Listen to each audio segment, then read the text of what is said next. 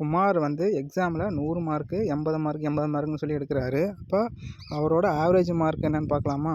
இப்போ அவர் average mark வேணும்னா so total marks, அதாவது அந்த 3 மார்க்கையும் டோட்டல் வேணும், டிவைடட் பை அதோட கவுண்ட்டு.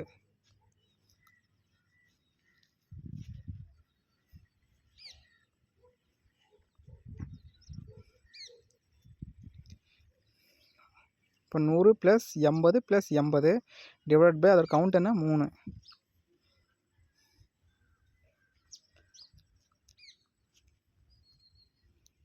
ஸோ 260 டிவைட் பை 3 நம்ம சால்வ் பண்ணோம்னா நம்மளுக்கு ஆவரேஜ் மார்க் கிடச்சிரும்.